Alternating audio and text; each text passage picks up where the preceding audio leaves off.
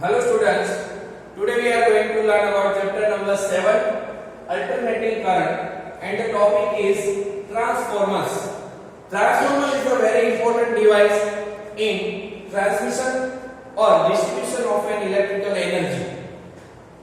We transmit the electrical energy at higher voltage and distribute it at the lower voltage.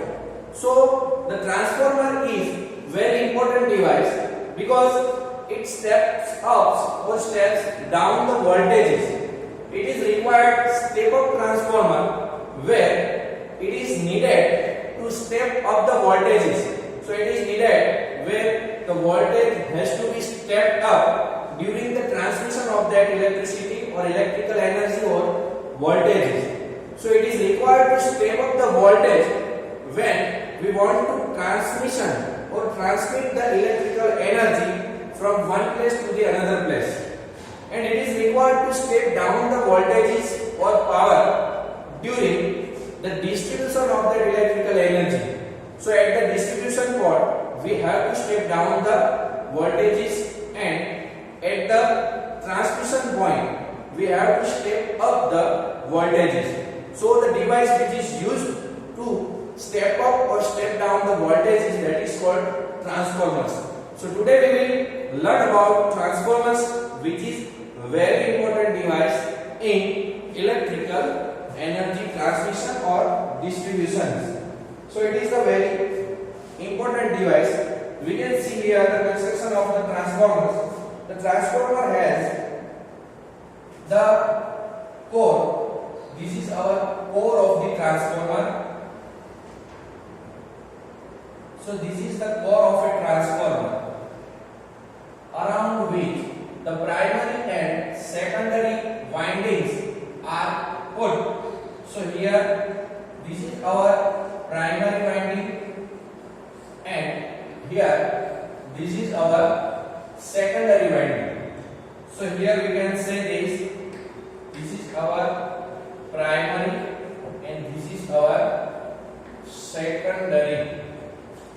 So this is our primary voltage, which is here, and here our secondary voltage. So this is the core of the transformer. We are having two coils. This is our primary coil and this is our secondary coil. This is our having the core, which is wounded.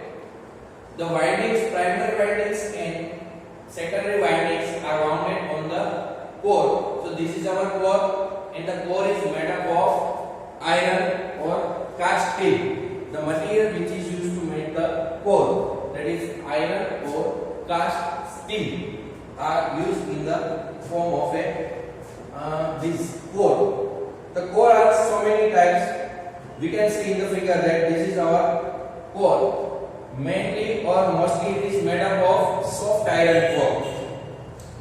So here the primary and secondary are on the different limbs. These are called limbs, and in the second structure we can see that primary and secondary are wounded on each other. So this type of core is also available in the market.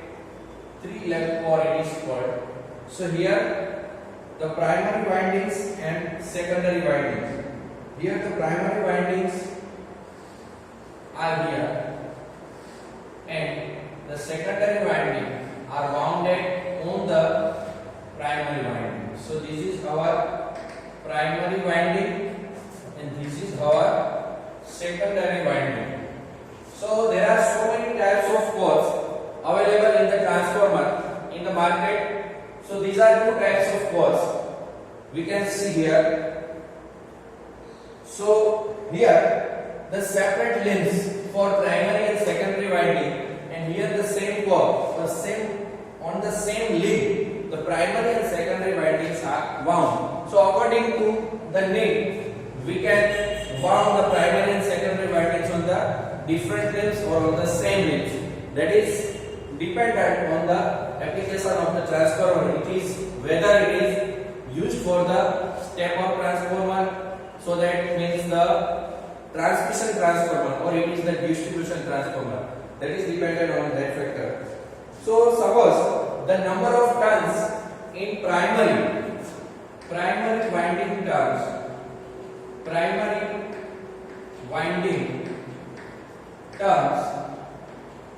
that is called NP, and here secondary winding turns, that is called NS. So these are the number of turns in primary coil, that is NP, and number of turns in secondary coil, that is NS. When we pass the current through the primary coil, the magnetic field will be produced inside the primary coil, and through the core that will be here in the secondary winding. So because of the connection of a magnetic field lines with the secondary coil, the EMF will be induced in the secondary coil. So how much EMF will be induced in the secondary? So that we can write that from the Faraday's law of electromagnetic induction, that is equal to minus ns d phi by dt. So the EMF induced in the secondary coil, that is epsilon s equal to minus ns d phi by dt. So the alternating flux phi also induces an EMF called back EMF in the primary. So the back EMF in the primary,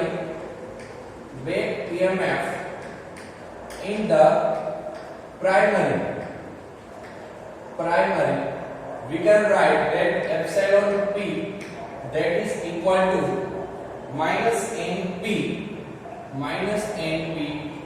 d phi by dt. This is called the back EMF in the transformers.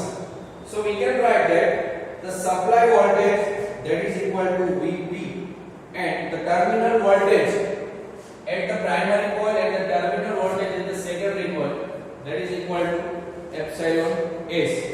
So here we can write that epsilon p is equal to epsilon p.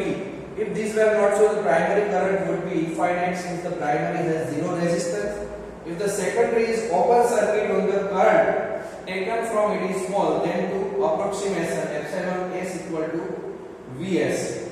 So we can write here that epsilon p or epsilon p, that is equal to Vp, and epsilon s equal to Vl during open circuit condition.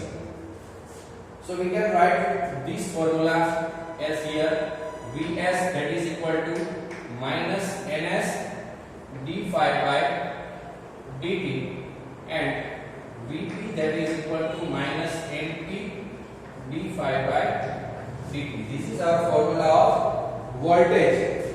So we can write from the equation that if we take the ratio, then we can say Vs upon Vp, that is equal to ns upon np. From this equation we can say Vs upon Vp, that is equal to ns upon np. Minus minus will be plus, and d phi by dt will be cancelled from each other. Now this is the formula Vs upon Vp, that is ns upon np. So we can write in this way. Now the current, here we are having the current V, that is equal to I. So we can say that V is equal to IR. So it is said that power at the both side of the transformer, power at the left side, that is at the primary side and secondary side, the power is equal. So we can say that power at the primary side and power at the secondary side are equal. So we can say that IPV, that is equal to power, IPVP, that is equal to ISVS. So we can say that Vp upon Vs, we will write here IP upon IS, that is equal to Vs upon Vp. But we are having the value of Vs upon Vp equal to Ns upon Np. So we can write IP upon Is, that is equal to ns upon np, ns upon np. So this is also the very important relation between currents in the primary and secondary with the number of turns of a secondary and primary coil in the conductor or transformer. So we can write here that the terminal voltage or affects the voltage and current. We can write here that Vs upon Vp. We can write Vs upon Vp, that is equal to Ns upon Np. This is the equation we can write. So Vs that is equal to Ns upon Np, Ns upon Np into Vp here.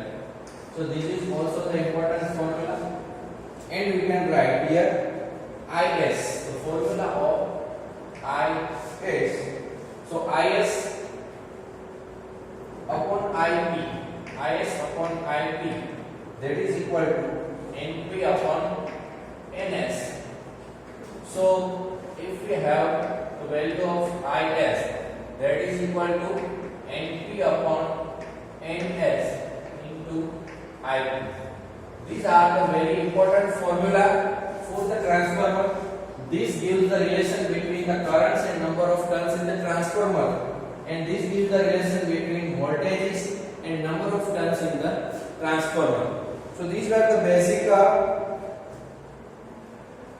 difference or basic information about the transformer, and the equation obtained above applied to ideal transformer without any energy losses, but in actual transformer small energy losses to occur due to the following reasons.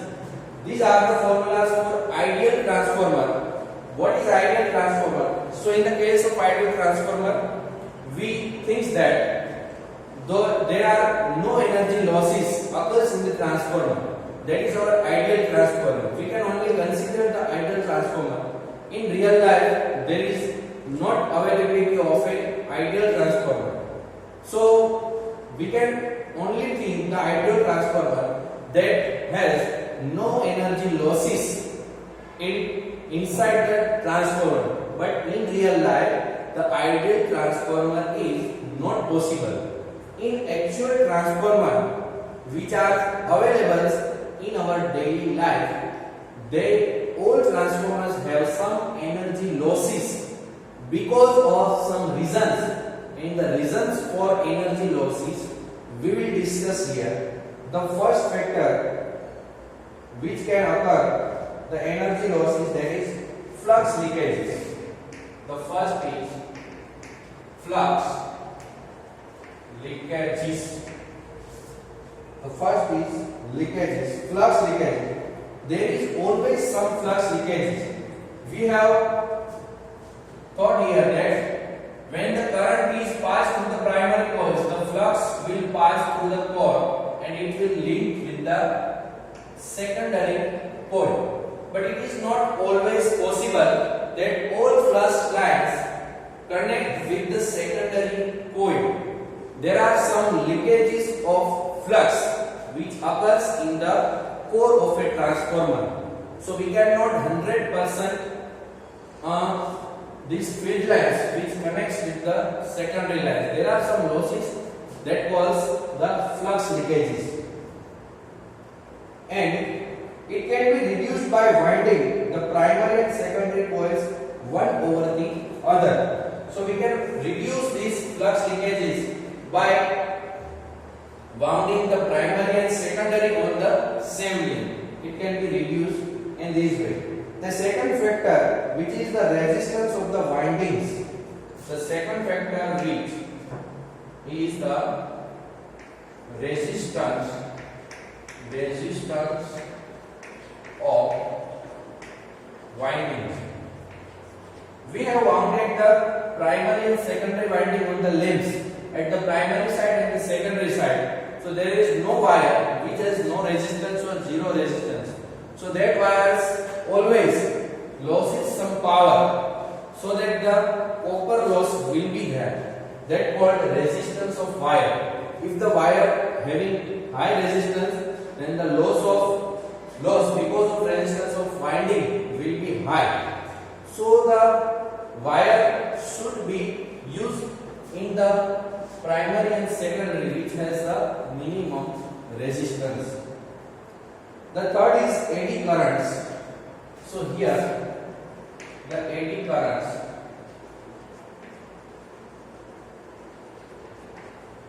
The eddy currents are the current produced in a circular path over the core. In the core, the current produces in the circular path, which is total in the form of losses. That currents cannot be utilized by these windings to supply the voltage from primary to secondary. So the eddy current is one type of loss. To reduce the eddy current, we have to use the laminated core. Because of reducing this eddy current, if we want to reduce the eddy current losses, then we have to use the laminated core in the transformer. And the fourth one is hysteresis. Fourth loss is because of hysteresis loss. This is our hysteresis loss. So what is hysteresis loss?